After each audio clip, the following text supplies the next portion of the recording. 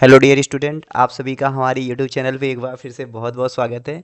तो यहाँ पे हम फिर से लेके आ चुके हैं बॉटनी की प्रैक्टिस सीरीज। और अब ये प्रैक्टिस सीरीज कंटिन्यूअस रहेगी, मतलब डेली आएगी 7:30 बजे शाम को या 8 बजे। आप अगर बाद में देखते हैं तो आप शाम को ही देख सकते हैं, लाइव कमेंट में कमेंट भी कर सकते हैं। बीच बीच में मैं क्वेश्चन भी पूछते चलूँगा। देखिए, हमारे टेलीग्राम ग्रुप पे 6:30 बजे क्विज होता है और हमारे ऐप पे 7 बजे टेस्ट होता है 30-30 क्वेश्चन का। तो ऐप पे तो देने के लिए आपको बॉटनी का जो टेस्ट सीरीज है 600 वाला, वो आपको ज्वाइन करना पड़ सकता है। और अगर आप जैसे पेड कोर्स भी है, अभी नया नया हमारा कैटालिस्ट बैच शुरू हुआ है, जिसका प्राइस अभी फिलहाल में 3000 है ना। न्यू बैच है सीपीईटी के लिए और बाकी के स्टेट एमएससी एंट्रेंस के लिए बहुत बढ़िया रहेगा। ठीक है, असिस्टेंट प्रोफेसर के लिए आप रैंकर बैच ज्वाइन कर सकते हैं। चलिए शुरू करते हैं। ओके। सो यहाँ पे हमारा पहला क्वेश्चन है कि एंटीकोडान जो लूप होता है टीआरएनए का, वहाँ पे कितने अनपेयर्ड बेस रहते हैं। तो वहाँ पे कितने अनपेयर्ड बेस रहते हैं, वहाँ पे 7 अनपेयर्ड बेस रहते हैं। अब देखो टीआरएनए है, तो आप ये सब जानते चलो कि टीआरएनए का क्लोवर लीफ मॉडल किसने दिया था, और 3D मॉडल जो इन्वर्टेड रियल शिफ्ट था वो किसने दिया था, इसका जो टी साई सी आर्म है उसका क्या काम है, डी एच यू आर्म है उसका क्या काम है, जो ये 3' इंड होता है यहाँ पे कौन सा सीक्वेंस होता है। ठीक है, टीआरएनए में पेयरिंग कैसा होता है, ये सारा चीज ना, टीआरएनए का काम क्या होता है, ये सारा चीज। ठीक है भाई, आगे चलें। अब अगला है कि which one of the following statement regarding fats is true. तो फैट्स देखो, आप बायोकेमिस्ट्री पढ़ोगे तो वहाँ पे कार्बोहाइड्रेट, प्रोटीन, लिपिड, फैट, ठीक है, ये सारा चीज पढ़ोगे तो फैट के बारे में है। तो ट्रू पूछ रहा है, तो आर्किडोनिक एसिड जो है वहाँ पे 20 कार्बन होता है, excluding the carboxyl chain, excluding नहीं, मतलब कार्बोक्सिल चैन के कार्बन को इंक्लूड करोगे, उसको गिनोगे तब वहाँ पे 20 कार्बन रहेगा, ये गलत चीज़ है। ग्लिसरॉल जो होता है ट्राई हाइड्रोक्सी प्रोपेन होते हैं, 3 कार्बन होता है, बिल्कुल सही बात है। पाल्मिटिक एसिड 18 कार्बन नहीं 16 कार्बन होता है ना। आयल जो होता है, oil have higher melting point than fat, नहीं फैट का होता है। तो ट्रू वाला बी का आ जाएगा आपका। ठीक है भाई। अब यहाँ पे देखो, फैट है तो आप ना जैसे इसेंशियल फैटी एसिड 3 जो पूछा जाता है उसका नाम याद करना है कि कहाँ पे, जैसे डबल बॉन्डिंग कहाँ कहाँ पे कितना है, जैसे आर्किडोनिक एसिड में 4 है, लिनोलेनिक एसिड के बारे में, लिनोलेइक एसिड के बारे में, ये सारा चीज। अगला हमारा क्वेश्चन है कि water cavity in vascular bundle are found in, मतलब ऐसा कौन सा प्लांट है जिसके वेस्कुलर बंडल में वाटर कैविटी पाया जाता है। मेज। देखो अब यहाँ पे अलग अलग प्लांट दिया गया है ना भाई, है ना, आप देख रहे हो प्लांट दिया गया अलग अलग। तो पाइनस यहाँ पे दिया गया, तो आप रिकॉल करो, एग्जाम पास आ गया है। रिकॉल करो, पाइनस में जैसे विंग्ड सीड पाया जाता है, पाइनस में आपका पिक्नोजाइलिक वुड पाया जाता है, किसमें मोनोफोलियर स्पर है, किसमें पेंटाफोलियर स्पर है, किसका नाम होता है कैल, ब्लू पाइन कौन सा होता है, सल्फर सावर किससे रिलेटेड है, साइकस है तो सबसे बड़ा एंथ्रेजोइड किसका होता है। ठीक है, साइकस में है तो साइकस का कौन सा स्पीसीज है जो हाईएस्ट पिक पे पाया जाता है। ठीक है, ये सारा। अब सनफ्लावर है तो इसका इन्फ्लोरेसेंस कौन सा है, ये सारा चीज ना। इसके फ्रूट को हम क्या बोलते हैं, सिप्सेला बोलते हैं, ये सारा। अब मेज है तो मेज में बारबरा मैक्लिंगटन के बारे में सोचो। मेज में एक स्पेशल टाइप का रूट होता है जो ऊपर वाले नोट से निकलता है, क्या कहते हैं, स्टिल्ट रूट बोलते हैं। तो मैं इतना कहना चाहता हूं कि आप जो भी पढ़ाई करें ना, ऑल ओवर जैसे कोई भी पॉइंट दिख रहा है तो उस पॉइंट के ऑल ओवर चीजें आपको रिकॉल करनी चाहिए, क्योंकि अभी एग्जाम पास है ना। आंसर तो आपको पता ही है। चलो, सेलेक्ट करना है आपको करेक्ट स्टेटमेंट को। ऐसा क्वेश्चन है सीयूईटी में कम से कम मैं बता दूं 8 से 10 क्वेश्चन रहेंगे ऐसा करके, इस तरीके का, तो ये ध्यान रखना। डाई काट के लीप को हम आइसो बायलेटरल लीप कहते हैं, जो कि बिल्कुल गलत बात है। डाई काट के लीप को हम डॉर्सी वेंट्रल लीप बोलते हैं। अपर साइड पे स्टोमेटा थोड़ा कम होते हैं, लोअर साइड पे ज़्यादा होते हैं, ताकि ट्रांसपायरेशन के रेट को कम किया जा सके। मोनोकार्ड के लीप को डार्सी वेंट्रल नहीं आइसो बायलेटरल लीप कहते हैं।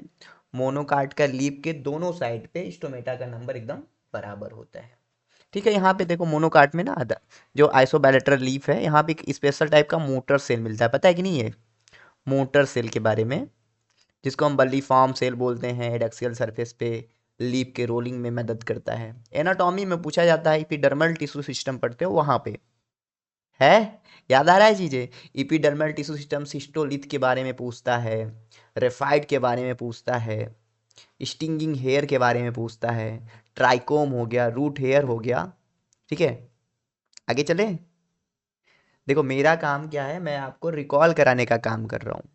जो भी मैं टर्म इस वीडियो में मैं बोल रहा हूँ, वो टर्म अगर आपको रिकॉल हो पा रहे हैं तो you are on the right track. अगर नहीं रिकॉल हो पा रहे हैं तो भैया मेहनत करो, रिकॉल करने की कोशिश करो, डरने की ज़रूरत नहीं है। देखो सबको सब कुछ नहीं आता है। अभी आप मोस्टली आप सब जो है बीएससी पास आउट करके आ रहे हैं। अभी आपका काम था कि भैया आपको क्वेश्चन का जैसे गेस पेपर मिल जाता होगा, क्वेश्चन इंपॉर्टेंट मिल जाता होगा, पढ़ के गए, लिख दिए, काम खत्म हो गया। लेकिन यहाँ पे क्या है, आपके पास इंफॉर्मेशन चाहिए ना। और जब मैं एंट्रेंस दिया था, एमएससी एंट्रेंस, मुझसे भी नहीं बने थे ढेर सारे क्वेश्चन, तो डरने की ज़रूरत नहीं है। आपको पास होने लायक नंबर लाना है तो आराम से, और ऐसे असिस्टेंट प्रोफेसर में भी है, सब कुछ नहीं। चलो आगे चलते हैं। एलेक जेफरे, अब देखो ना इनका ये नाम है, इनका नाम देख के आपको याद आना चाहिए कि भैया ये फादर है डीएनए फिंगरप्रिंटिंग के। ठीक है, तो इन्होंने किस तरीके से यूज किया था। अब जैसे डीएनए जो होता है हम इंसानों के अंदर या कोई भी ऑर्गेन, तो उस पर देखोगे 99% जो चीज़ें होती हैं कंजर्व होती हैं, सेम होती है सभी के अंदर। जो होता है VNTR, क्या बोलते हैं इसे, variable number of tandem repeat satellite DNA हम उसे बोलते हैं। तो बहुत ज़्यादा पॉलीमार्फिज्म होता है, यानी वहाँ पे देखोगे सीक्वेंस रहेगा ऐसे बहुत देर तक, ऐसे ए रिपीट हुआ रहेगा ऐसे करके। तो इसी को करते हैं ना। आगे चलें। अगला हम, अच्छा ये क्वेश्चन बताओ, father of DNA fingerprinting India में कौन है। कौन है, याद नहीं आ रहा है क्या। लालजी सिंह हैं। फादर ऑफ इंडियन इकोलॉजी कौन है, रामदेव मिश्रा। याद करो ये सब चीजें। आगे चलते हैं। अब देखो आपको टाइम पीरियड बताना है मेंडल के हाइब्रिडाइजेशन एक्सपेरिमेंट के बारे में। अब देखो मेंडल का नाम सुना ना, जैसे मैं कहूँ, जैसे मेरा नाम है विशाल, आपके विशाल सर, मेरे बारे में आप जैसे विशाल देखें ऐसे करके, तो आपको मेरे बारे में याद होगा, हाँ सर का यूट्यूब चैनल है, कोर्स है, ऐसे पढ़ाते हैं। मेरे बारे में जितना आप सोच सकते हो सोचते हो ना, तो मेंडल जी के बारे में सोचो भाई, कि मेंडल ऑस्ट्रिया के ब्रून शहर के चेकोस्लोवाकिया नामक ग्राम में 1822 में पैदा हुए थे। बहुत गरीब थे, एक गए चर्च में काम करते थे, वहाँ छिम्मी उगाते थे। अब कहोगे सर छिम्मी का है, छिम्मी मतलब होता है पी, पाइजम सटाइवम है। तो ऐसे करके आपको फिर उन्होंने लॉ दिया, ऐसे करके इतना मैथमेटिकल डाटा प्रयोग कर दिया कि कोई उनको पकड़ ही नहीं पाया। और इनका क्या हुआ, इनका सारा एक्सपेरिमेंट जो था एकदम हिडन रहा, ये मर गए भैया। हाँ, फिर बाद में 1900 में आए 3 लोग, इनकी खोज फिर से रीडिस्कवरी किया, तब इनको नाम मिला कि एक मेंडल करके बहुत बड़ा इंसान रहा करते थे, है ना। तो टाइम पीरियड क्या है इनका, इनका टाइम पीरियड है 1856 से लेके 1863। इन्होंने 7 पेयर ऑफ कॉन्टेक्स्टिंग करेक्टर को लिया था। अब वो कौन कौन से करेक्टर हैं, मोनो हाइब्रिड क्रॉस क्या है, डाई हाइब्रिड क्रॉस क्या है, टेस्ट क्रॉस क्या है, बैक क्रॉस क्या है, reciprocal cross, genotype, phenotype, genetics की जान है ये सारे टर्म। ठीक है, ये सारे टर्म आपको पता होना चाहिए।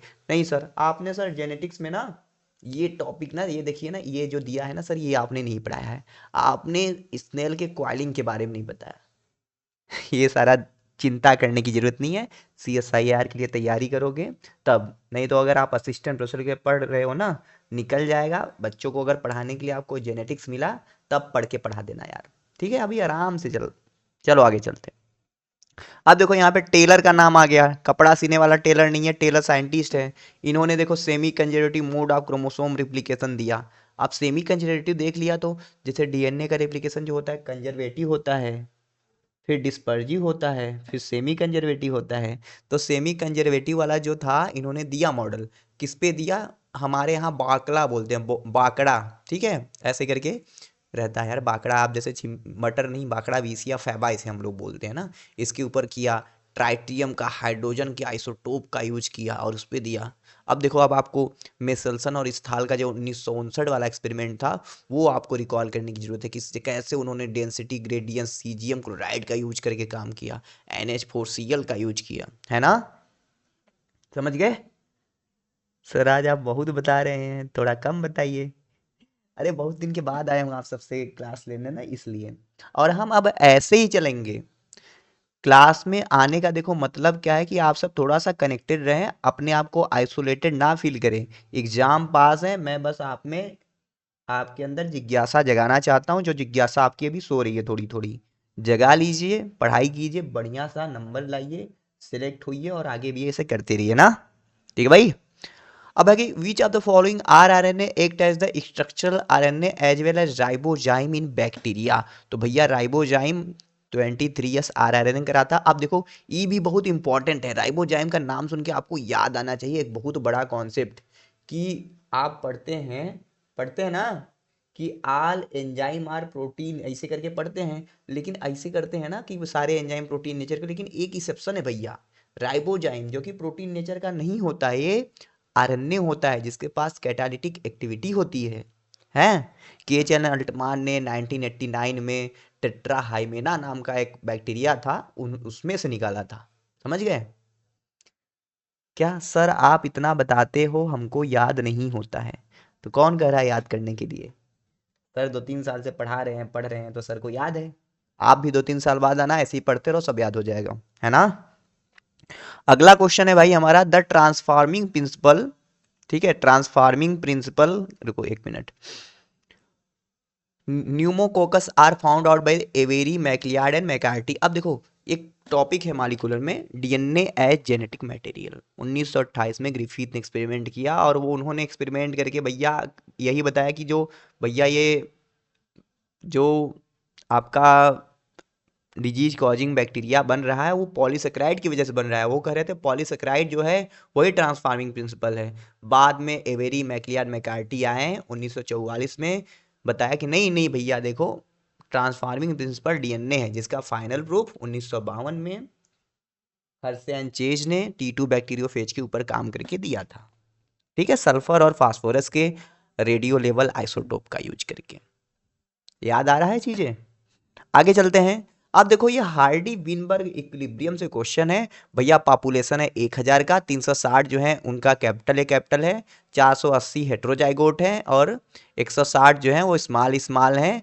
तो कैपिटल ए का फ्रीक्वेंसी बताना है आपको। देखो यहाँ तो 360 है ही, यहाँ पे देखो 480 है, तो 480 में कैपिटल ए स्मॉल है तो इसको 2 से डिवाइड कर दो, आ जाएगा 240।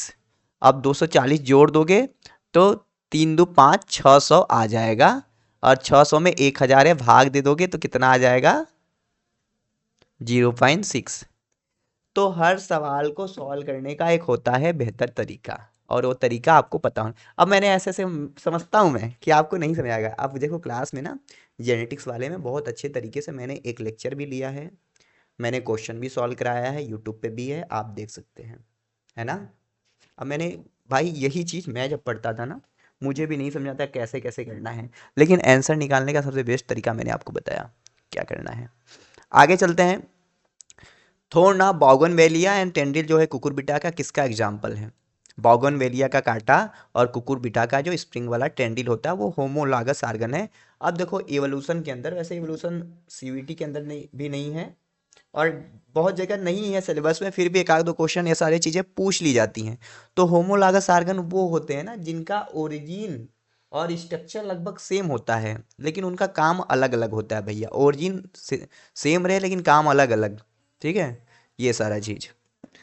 आगे चलते हैं। स्वीट पोटैटो किसका मॉडिफिकेशन है? स्वीट पोटैटो हम लोग सतालू बोलते हैं इधर, सतालू नहीं, कंडा कंडा कंडा बोलते हैं ना। तो स्वीट पोटैटो ना एडवेंटेशियस रूट का मॉडिफिकेशन है। यहाँ पे स्वीट हटा दोगे सिर्फ पोटैटो पूछेगा ना, तो वो स्टेम का मॉडिफिकेशन जिसे हम ट्यूबर बोलते हैं वो आ जाएगा, है ना। राइजोम क्या होता है पता है? हॉरिजॉन्टली ग्रोइंग स्टेम जो रहता है, जैसे हल्दी हो गया, अदरक हो गया, वो राइजोम। एक होता है कॉर्म, ये जो वर्टिकली ग्रोइंग स्टेम होता है उसे कॉर्म बोलते हैं, कोलोकोसिया एलोकोसिया। ठीक है, आगे चलते हैं। सिलेक्ट करना है करेक्ट मैच को। तो एलेक जेफ्रे ने भैया स्ट्रेप्टोकोकस निमोनिया के ऊपर काम नहीं किया था, वो थे ग्रिफिथ। एलेक जेफ्रे डीएनए फिंगरप्रिंटिंग से रिलेटेड है। फिर हर्सेन चेज ने टीएमबी के ऊपर काम नहीं किया था, ये किए थे T2 बैक्टीरियोफेज के ऊपर काम। मेसेल्सन ने एनिस्थाल ने पाइजन सटाइवम के ऊपर नहीं काम किया था, ये काम किए थे स्क्रिया कोलाई के ऊपर। जैकब एंड मोनार्ड ने काम किया था लैकोपरान के ऊपर, पाश्चर इंस्टीट्यूट पेरिस में ना, तो यही सही होगा। अगला है सेलेक्ट करना है आपको रॉन्ग स्टेटमेंट को। टर्म कंटाजियम वाइबम फ्लूइडम जो है बेजिरिंक ने दिया था, बिल्कुल सही बात है। मोजैक डिजीज जो है टोबैको में, और एड्स जो है इंसानों के अंदर वायरस से होता है, बिल्कुल सही बात है। वायराइड का खोज इवानोवस्की ने नहीं किया था। इवानोवस्की ने किसका खोज किया था? वायरस का। वायराइड थियोडाइनर ने खोज किया था। तो गलत यही हो गया, यानी कि राइट आंसर तो यही हो गया। स्टैनले ने किया था कि भैया वायरस को क्रिस्टलाइज किया जाता। सही है। देखो ना, आपके एग्जाम में इस चारों स्टेटमेंट में से एक आ जाएगा, तो ये देख लेना। माइक्रोबायोलॉजी की जान है ये सारे साइंटिस्ट, समझ रहे हो? आपको मैं नहीं कह रहा हूँ कि प्रेस्कॉट जाके पढ़ो बैठ के, है ना? कोई फ़ायदा नहीं है। अभी बीएससी वेस्सी किए हो या कोई भी, ये देखो हम ना एमसीक्यू बेस्ड एग्जाम की तैयारी करते हैं ना हम, मतलब मेरा पर्सनल एक्सपीरियंस है कि बुक वुक ना आप कब पढ़ सकते हो, जब आप एकदम खाली हो, आपके पास बहुत ज़्यादा बर्डन नहीं है, तब आप, जैसे अभी मैं बुक पढ़ता हूँ मुझे अच्छे से समझ में आता है, लेकिन आपको असाइनमेंट भी करनी है, बीएससी की भी चीज़ें करनी है, तब आपके पास बुक पढ़ने का टाइम नहीं होता है। आपको ज़रूरत होता है एक स्मार्ट स्ट्रैटेजी की कि आप कैसे कम में कम से कम चीज़ें करके कैसे, और पढ़ने के लिए आगे पढ़ लेना भाई, इंटरेंस निकल जाएगा, फिर एमएससी करोगे तब पढ़ना आराम से। आगे चलते हैं। अब ऐसा कौन सा ग्रुप ऑफ ऑर्गेनिज्म है जिसका सेल वाल जो है टू थीन ओवरलैपिंग सेल बनाता है और एक दूसरे के साथ फिट हो जाता है साबुन के डिब्बे की तरह, और वो होते हैं आपके क्राइसोफाइट यानी कि बैसिलियोफाइसी के मेंबर, डायटम के मेंबर। इपिथिका हाइपोथिका के बारे में आपने सुना होगा, आपने सुना होगा फ्रेश्यूल के बारे में, आपने सुना होगा आग्जोस्पोर के बारे में कि ऐसे स्पोर होते हैं जो हर एक डिवीजन के बाद अपने साइज को छोटा कर लेते हैं, है ना? सुने हो कि नहीं? सुने हो ना? सुनना चाहिए। आगे चलते हैं। चूज करना है आपको रॉन्ग स्टेटमेंट को। मॉरल्स एंड टफल्स जो है भैया पॉइजनस मशरूम है नहीं, इसको माइकोटिना के बहुत अच्छे मशरूम है, बहुत महंगे हैं, खाए जाने वाले हैं, एडिबल मशरूम है ना? ईस्ट जो होता है यूनिसेलुलर होता है और यूजफुल होता है फर्मेंटेशन में। सही है। देखो ईस्ट हो गया, सिनकाइट्रियम हो गया, ओल्पीडियम, ये सब बहुत ऐसे चार पांच फंजाई है जो यूनिसेलुलर है, याद कर लेना। पेनिसिलियम जो है मल्टी सेलुलर है और एंटीबायोटिक।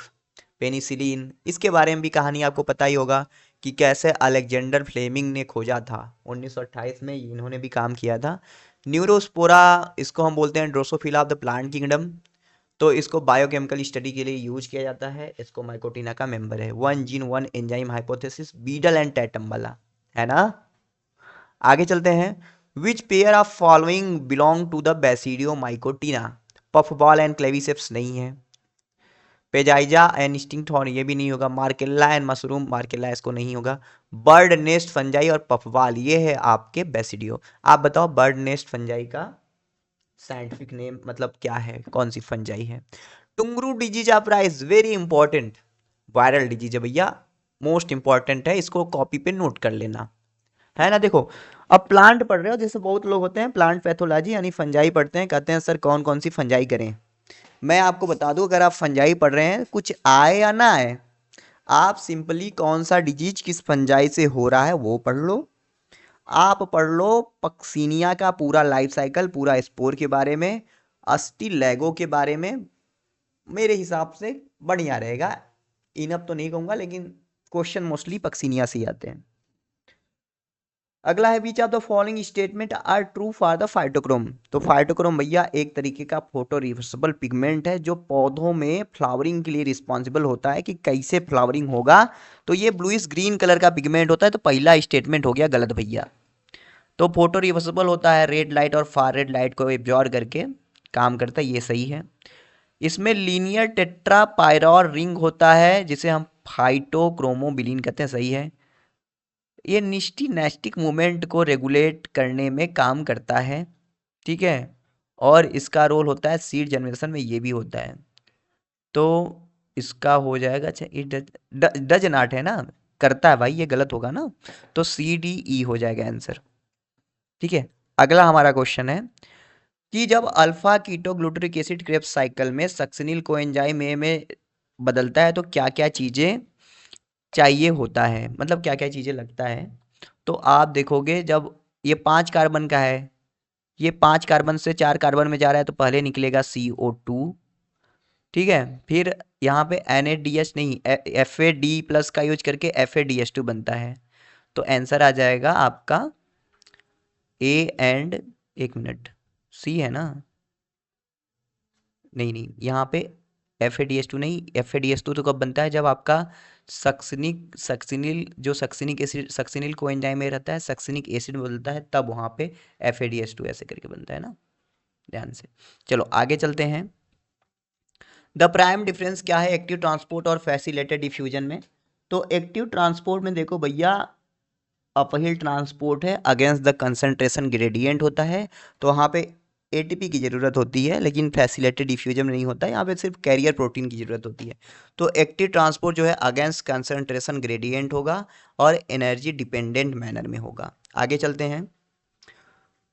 ऐसा कौन सा ट्रांसपोर्टर है जो एनर्जी का यूज करेगा? तो वो आपका ABC ट्रांसपोर्टर है, सिम पोर्टर एंटी पोर्टर नहीं है। आप ये समझते हैं ना, यूनिपोर्ट जैसे एक डायरेक्शन में होगा, ये यूनिपोर्ट है। सिम पोर्टर होगा तो एक डायरेक्शन में आएगा तो दूसरे डायरेक्शन में जाएगा, सॉरी दोनों एक ही डायरेक्शन में आएगा, दो आयन रहेंगे। फिर एंटी पोर्ट रहेंगे तो एक आएगा एक जाएगा, ठीक है, ये सारा चीज़। अगला है कि जो नाइट्रेस फास्फेट जो है, सुक्रोज हो गया, अमीनो एसिड है, प्लाज्मा मेम्ब्रेन में कैसे एंटर करते हैं? तो वहाँ पे सिम्पोर्टर होता है, एक आयन आता है तो दूसरे को साथ में लेके चला आता है, हाइड्रोजन सिम्पोर्टर यहाँ पे काम करता है। हाँ, out of the box question है, बॉटनी में नहीं तो लाइफ साइंस में ये चीज़ें पूछी जा सकती हैं, इसलिए यहाँ पे हैं। अगला क्वेश्चन है कि वेवलेंथ ऑफ लाइट कौन सा है जो PR फॉर्म फाइटोक्रोम का एब्जॉर्व करता है? तो वो 680 नैनोमीटर है, PF ऑफ हम 700 का। अगला क्वेश्चन है कि कैरोटीनॉइड जो होता है वो ऑरेंज कलर देता है 400 से 500 नैनोमीटर रीजन पे, क्यों देता है? क्योंकि वहाँ पे कंजुगेटेड डबल बॉन्ड होते हैं, और वो जो होते हैं कंजुगेशन शो करते हैं, बॉन्ड इधर उधर मूव करते हैं, तो वहाँ पे एनर्जी का इमिशन होता है थोड़ा सा लाइट की तरह। PS2 के लिए कौन सा ट्रू नहीं है? तो ये ग्रेना में लोकेटेड होता है। क्लोरोफिल मॉलिक्यूल जो होता है PS2 से बाउंड होता है, जो 110 kilo Dalton integral membrane protein होता है। PS2 का रिएक्शन सेंटर टू मैग्नीज नहीं, मैग्नीशियम आयन होता है, तो ये गलत है, यानी कि यही राइट आंसर होगा। अगला हमारा क्वेश्चन है कि एक बॉटल भैया फिल्ड है सरसों के बीज से, सरसों का सीड है और उसमें पानी भरा गया है, कुछ टाइम बाद वो बॉटल फूट जाती है, क्यों होती? क्योंकि वो सरसों जो होता है भैया पानी को अपने अंदर क्या करता है? एडजॉर्ब करता है। एडजॉर्ब मतलब इम्बाइबेशन होता है, ठीक है। एडजॉर्बेशन कहाँ पर होता है? इम्बाइबेशन में। अगला हमारा क्वेश्चन है कि which of the following movement is not related to oxygen level? तो भैया bending of shoot toward light होता है, क्योंकि शेडेड एरिया में ऑक्सीजन का एक्युमुलेशन होता है। जियोट्रॉपिज्म भी, रूट का मूवमेंट भी इसी की वजह से होता है। निक्टिनेस्टिक लीफ मूवमेंट ये इथाइलिन की वजह से होता है, याद कर लेना ना, एथाइलिन की, जो फलों को पकाने में हेल्प होता है, एथाइलिन का काम है, तो आंसर हमारा यही होगा। सनफ्लावर सूर्य के डायरेक्शन में मूव करता है, तो वो भी ऑक्सीजन की वजह से ही है। डार्क रिएक्शन ऑफ फोटोसिंथेसिस कहाँ पे होता है? तो स्ट्रोमा में होता है, outside photosynthetic lamellae. Stroma lamellae membrane नहीं, स्ट्रोमा के अंदर, फोटोसिंथेटिक लैमेली के बाहर, जस्ट बाहर, स्ट्रोमा के अंदर, तो ये आंसर होगा। अगला हमारा क्वेश्चन है which technique help to investigate Calvin cycle? तो जो कार्बन डाइऑक्साइड हमारा फिक्स हो रहा है ग्लूकोज के रूप में, तो वो किस किस इंटरमीडिएट में चेंज होते हुए फिक्स हो रहा है, उसको हम ट्रेस करने के लिए रेडियो एक्टिव आइसोटोप टेक्निक का यूज करते हैं। जैसे देखो ये कार्बन डाइऑक्साइड है, बाहर से आया, इसको हमने कार्बन 14 से टैग कर दिया ना, तो अब ये अलग अलग इंटरमीडिएट में चेंज होते होते होते होते ये जाके, जैसे और ढेर सारे इंटरमीडिएट दूसरे के बन रहे हैं, लेकिन जहाँ जहाँ ये कार्बन जा रहा है ना, तो ऐसे करके ये टैग्ड हो जा रहे हैं, तो ये रेडियो एक्टिव आइसोटोप टेक्निक का यूज करते हैं। तो इस तरीके से देखो हमने आज का डिस्कशन किया है।